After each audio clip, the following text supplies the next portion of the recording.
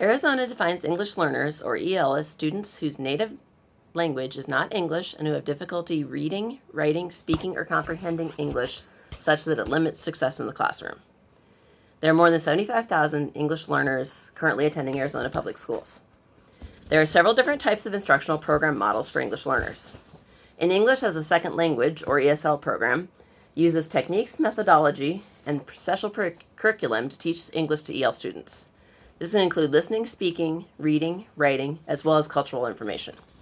ESL instruction is usually provided in English only.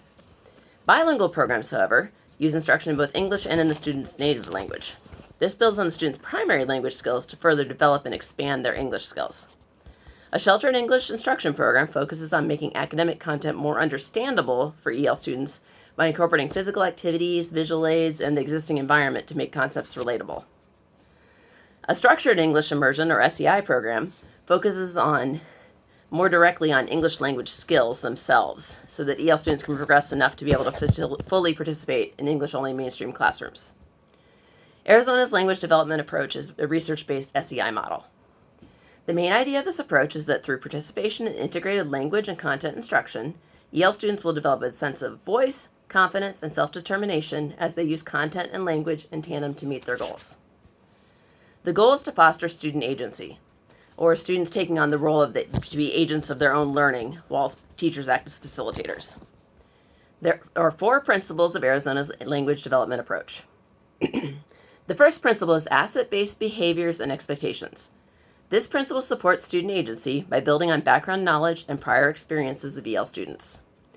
The second principle is integrated instruction in disciplinary language and content. This principle supports student agency by providing scaffolded instruction and then allowing students to select which strategies work best for them. The third principle is target and explicit language instruction.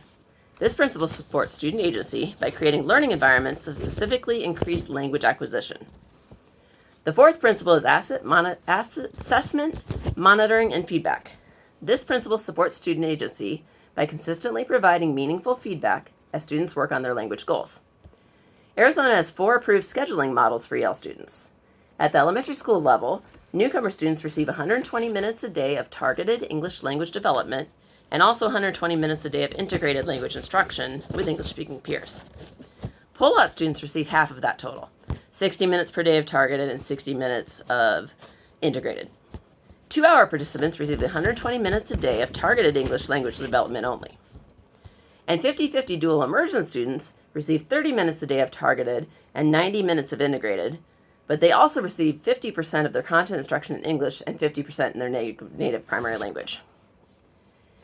EL program eligibility is determined by a home language survey and an English language proficiency test.